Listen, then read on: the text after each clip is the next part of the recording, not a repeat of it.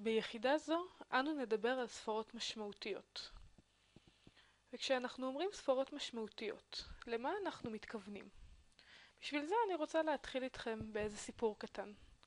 בואו תדמיינו לכם שאתם נוסעים במכונית, ממש עייפים, רוצים כבר להגיע הביתה, לצורך העניין. אתם מסתכלים על הספידומטר של המכונית, רואים פחות או יותר מה השעה, אתם פתאום רואים את השלט באר שבע, בואו נניח שהבית הוא באר שבע, עוד 46 קילומטרים, ואתם פשוט רוצים, כל כך עייפים שאתם רוצים לספור את השניות. בואו ננסה לספור את השניות. אז כמה זמן ייקח לאותו נהג שנוסע ברכב הזה להגיע לבאר שבע? הוא מסתכל לו על הספידומטר, על מה שאנחנו רואים פה, באזור הזה, והוא מעריך את זה כפחות או יותר 114 קילומטר לשעה. ואנחנו רואים שבאר שבע זה פחות או יותר 46 קילומטר לשעה. ואנחנו יכולים לעשות את החישוב. 46 קילומטר לחלק ל-114 קילומטר לשעה, נותן לנו בעצם 0.4035087 שעות. אם אני רוצה להעביר את זה לשניות, אני יודעת שיש לי 60 דקות בכל שעה, 60 שניות בכל דקה, ואני מקבלת ל-1452.63 שניות. האם אני באמת יכולה להגיד לעצמי שאני הולכת להגיע הביתה עוד 1452.63 שניות? אפילו אם נניח לרגע שכל הדרך ישרה, והמהירות לא תשתנה לרגע, ואנחנו נשאר בדיוק באותה המהירות. האם אני יכולה להגיד שיש משמעות למספר השניות הזה שחושב? הרי בדיוק באותה המידה, המספר הזה שאנחנו רואים פה הוא מאוד לא מדויק. יכול להיות שהמהירות הספציפית שלי כרגע היא דווקא 114.5 קילומטר לשעה. וכשאני אעשה את החישוב הזה, אני דווקא אגיע ל-1446.28 שניות. ובאותו אופן, יכול להיות שדווקא המספר הזה של הבאר שבע הוא לא בדיוק מספר מדויק, והמספר הוא 45.8. ואז בעצם זמן הנסיעה שלי הוא 1446.63 שניות. ובשביל מה אני עושה את כל החישובים האלה? מה אני בעצם מנסה להגיד? המספרים שלי הם לא מספיק טובים. לכל היותר אני יכולה להגיד שזה ייקח לי בערך 1450 שניות. זאת הערכה הכי טובה שלי. אני לא יכולה להגיע להערכה יותר טובה מהערכה הזאת. וממה היא נובעת? היא נובעת מרמת הדיוק של הנתונים הראשוניים שלנו. אלה המספרים שלי. אני לא יודעת אם אני נוסעת בדיוק 114. אולי זה 113, אולי זה 115. ואני גם לא יכולה לדעת אם באר שבע היא בדיוק 46 קילומטר. אולי זה 45.8, אולי זה 46.2. המספרים הראשונים שלנו הם לא מספיק מדויקים. ולכן אנחנו יכולים להגיד שלספרת האחדות ולספרות אחרי הנקודה אין משמעות. הספרות האלה הן לא משמעותיות, אנחנו לא באמת יכולים להתייחס אליהן. וזו בדיוק הבעיה שאנחנו נתקלים בה כל פעם מחדש במעבדה. בואו נראה איך זה קורה במעבדה. נניח ואני רוצה להמיס מלח באיזושהי תמיסה מימית. אז אני מודדת את כמות המים שיש לי, ואני מודדת 250 מיליליטר במסורה, זה המכשיר הזה שאתם רואים פה. אבל בעצם אנחנו רואים שהמסורה נותנת לי רמת דיוק רק עד 2 מיליליטר. זאת אומרת שאני חושבת שמדדתי 250 מיליליטר, אבל אני בעצם יכולה לקבל כל מספר שהוא בין 248 ל-252 מיליליטר, כי זו רמת הדיוק של המכשיר. באותו אופן אני שוקלת את המלח, במקרה הזה נניח מלח שולחן, NaCl, ואני חושבת שאני שוקלת 3.2 גרם. אבל גם למשקל שלי יש רמת דיוק מסוימת. זאת אומרת שאם אני חושבת ששקלתי 3.2 גרם, אני בעצם שקלתי איזשהו מספר שנע בין 3.1 ל-3.3 גרם. ועכשיו כשאני רוצה לשאול את עצמי כמה גרם מלח יש על כל יחידת נפח, או בעצם מה הריכוז של המלח בתמיסה, אני יכולה לעשות את החישוב בין ה-250 מיליליטר של המים ל-3 גרם מלח, שזה מה שאני חושבת שיש לי, ואני מקבלת איזשהו מספר. אבל בעצם אנחנו רואים שהמספר האמיתי יכול לנוע בין כל אחד ואחד מהמספרים האלה. ובעצם כל המספרים שנמצאים פה הם מספרים שאפשר להתייחס אליהם כמספרים שרירותיים, כמספרים רנדומליים. אני לא יכולה להתייחס אליהם. הם לא מספרים משמעותיים. ולכן, כשאני אדבר על הריכוז, אני לא אשמור את כל הספרות אחרי הנקודה, אלא אני פשוט אגיד שיש לי ריכוז של פחות או יותר 0.013 גרם למיליליטר, או 13 מיליגרם למיליליטר. כעת, אנו רוצים ללמוד איך להתייחס לספרות משמעותיות בחישובים שאנחנו עושים. בשביל זה יש בעצם שני נושאים עיקריים שאנחנו צריכים להתייחס אליהם. דבר ראשון, איך אנחנו נזהה איזה ספרות הן משמעותיות ביחידה מסוימת ואיזה לא. וכשאנחנו עושים את החישובים עצמם, מכפילים, מחזירים, מחלקים, איך אנחנו יודעים כמה ספרות אנחנו רוצים לשמור מהתוצאה שהתקבלה. אז בואו נתחיל מהחלק הראשון, איך אנחנו מזהים ספרות משמעותיות. קודם כל, ספרות משמעותיות נקבעות אך ורק על פי מספרים שמתקבלים על ידי מדידה. רק ספרים שאנחנו מודדים אותם במכשירים, ולכן אנחנו בעצם מוגבלים על פי רמת הדיוק של המכשיר, וככה אנחנו יודעים לאיזה מספרים אנחנו צריכים להתייחס ולאיזה לא. למספרים מדויקים, הנקבעים על ידי ספירה או על ידי קביעה שרירותית, זה בעצם רוב הקבועים שאנחנו מדברים עליהם ולכל המעברי יחידות שאנחנו מדברים עליהם, יש מספר אינסופי של ספרות משמעותיות. אנחנו לא נתייחס אליהם כאשר אנחנו עושים חישוב של ספרות משמעותיות.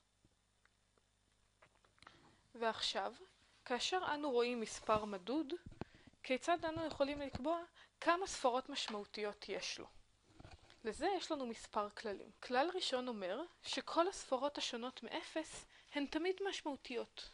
זאת אומרת שאם אני מקבלת את המספר, אם אני רואה שכתוב לי המספר 384, יש בו 3 ספרות משמעותיות. ב-2.2 יש לי 2 ספרות משמעותיות. כאן יש לי 3 ספרות משמעותיות. כאן יש לי 2 ספרות משמעותיות.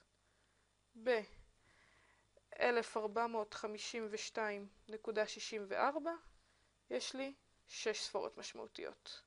וכן הלאה וכן הלאה.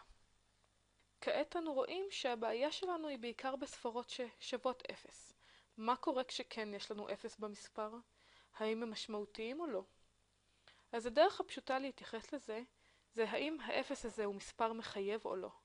את השאלה הזאת אנו יכולים לחלק לכל מיני תת-כללים, אשר יעזרו לנו להבין האם ה-0 הזה הוא מחייב או לא. בואו נתחיל עם הכלל הראשון. האפסים, שמשני הצדדים שלהם יש ספרות משמעותיות, הם בהכרח ספרות משמעותיות. זאת אומרת שהם חלק מהמדידה. לדוגמה, יכול להיות שמדדתי וגיליתי שהמשקל שלי הוא 101.5 גרם. ברור שהאפס הזה הוא אפס מחייב, כי אם אני יודעת שזה בדיוק 101 גרם, אז כאן חייב להיות אפס. לא יכול להיות פה 1 או 2 או 3 בלי שאני אשנה את המספר.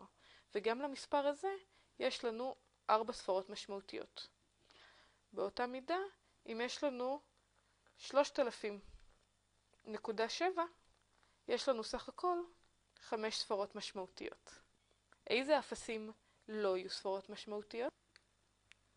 אפסים שמטרתם היא רק לסמן לנו סדר גודל. האפסים שמשמאל הספרות המשמעותיות ושמשמאלם אין עוד ספרה משמעותית, אינן נחשבים לספרות משמעותיות. מה זאת אומרת? נניח יש לנו את המספר 0.00253,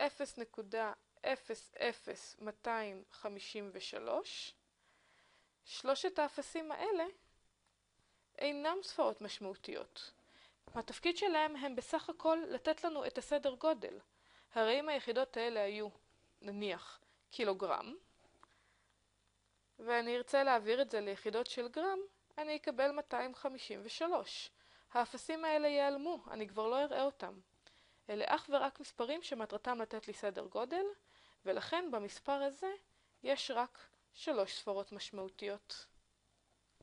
האפסים שמשמאל הנקודה נחשבים למשמעותיים רק אם יש לפניהן ספרה משמעותית, ואחריהם יש נקודה. זאת אומרת, שאם אנחנו נסתכל על המספר 200, ועל המספר 200 עם נקודה בסוף, אני בעצם מסתכלת על שני מספרים מאוד מאוד שונים.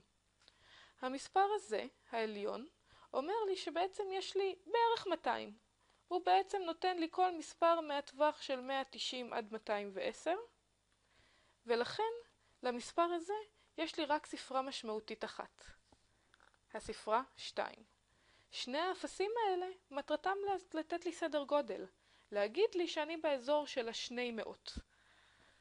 לעומת זאת, ברגע ששמתי פה את הנקודה, הנקודה הזאת היא כבר מחייבת. היא אומרת שהאפסים האלה הם אפסים מחייבים. המספר שלי הוא לא סתם נמצא איפשהו בטווח של 190 ל-210, אלא הוא יכול מקסימום לנוע בין 199.5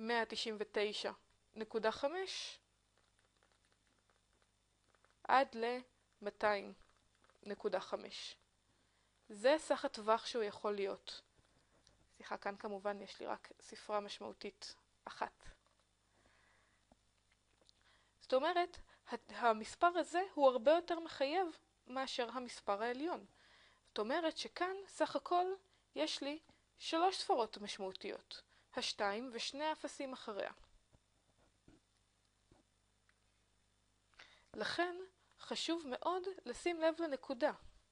הנקודה הזאת יכולה לשנות את הערך של מספר או את הערך של התוצאה שלנו כשאנחנו מסתכלים מה קורה מבחינת ספרות משמעותיות. ועוד כלל נוסף לגבי האפסים, האפסים מימין לנקודה ואחרי ספרה משמעותית הינם משמעותיים. מה זה אומר? זה אומר שאם אני כותבת את המספר 0.00500, את שני האפסים האחרונים לא הייתי חייבת לציין. נכון? יכולתי לכתוב 0.005 והייתי מקבלת מספר בעל אותו משמעות. זאת אומרת שאם כתבתי אותם, אני רוצה לציין שאני מדדתי אותם, ואני בטוחה שהאפסים האלה הם אפסים אמיתיים.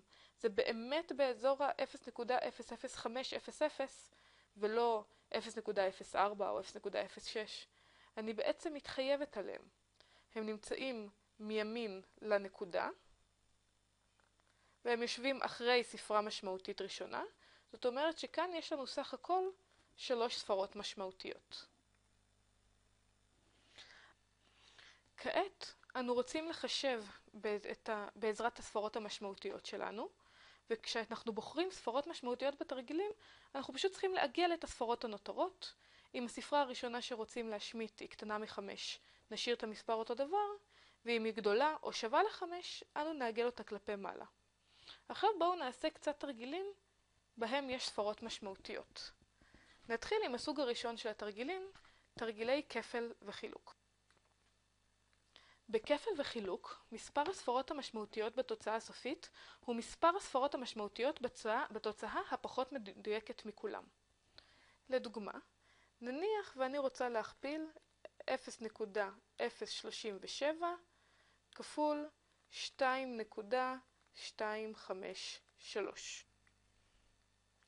מבחינה מתמטית, התוצאה המתקבלת היא 0.083361. אבל אנחנו לא רוצים תוצאה מתמטית נקייה, אנו רוצים לדעת את התוצאה האמפירית. אנחנו יודעים שלחלק מהספרות כאן אין משמעות. בואו נבדוק את הספרות המשמעותיות במספרים שמהם התחלנו. במספר הראשון יש לי שני אפסים אשר הם לא משמעותיים, אלה שני אפסים שמטרתם לייצג לי סדרי גודל, ושני מספרים שהם כן משמעותיים. זאת אומרת שכאן יש לי 2 ספרות משמעותיות. במספר השני, כל הספרות שלי שונות מ-0, על כן הן כולן משמעותיות, ויש לי סך הכל 4 ספרות משמעותיות.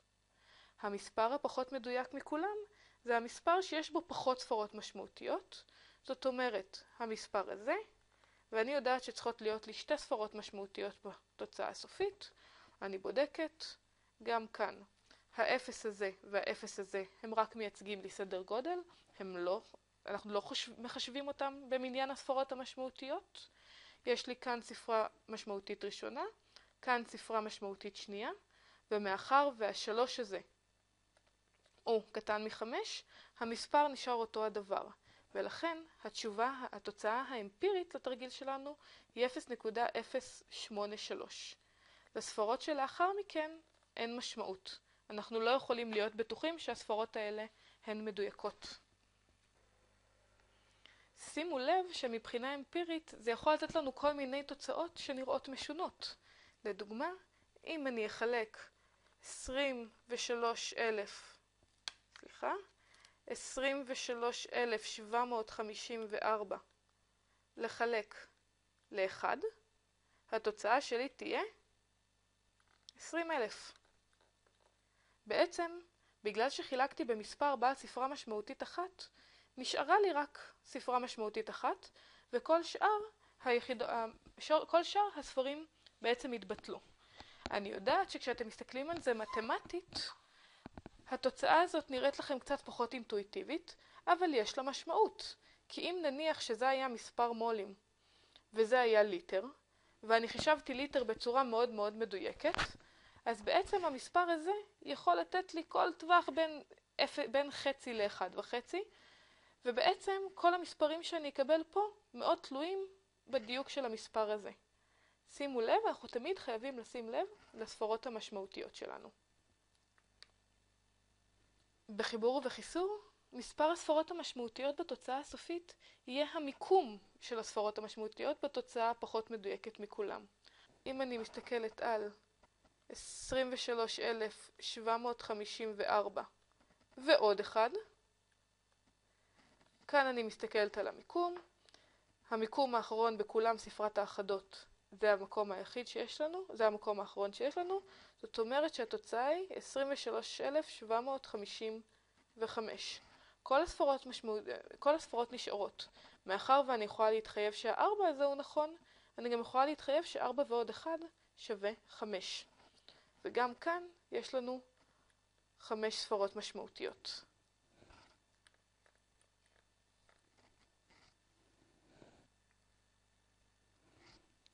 גם כאן כמובן אנחנו נראה את האפקט ההפוך, שבו כאשר אנו רוצים לחשב, לדוגמה, יש לנו 1,000 פחות 2, התוצאה שלנו, אמנם מבחינה מספרית היא כאילו 998, אבל איפה המיקום של הספרה המשמעותית הכי פחות מדויק? כאן, האחד הזה. זאת אומרת, שלושת האפסים האלה הם לא ספרות משמעותיות, אין לי נקודה אחריהם.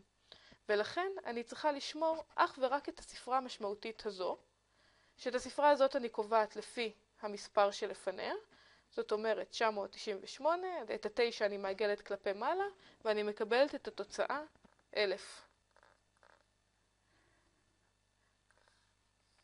שימו לב, אמנם מבחינה מתמטית זה נראה לכם מוזר, אבל כשאנחנו נתחיל לדבר מבחינה כימית, אתם תראו שזה בעצם מאוד הגיוני. כי אם אני לוקחת 1,000 ומורידה ממנו 2, אני מתייחסת למה שהורדתי כזניח, ואני יכולה להתייחס לכמות שנשארת לי בכלי ככמעט קבועה.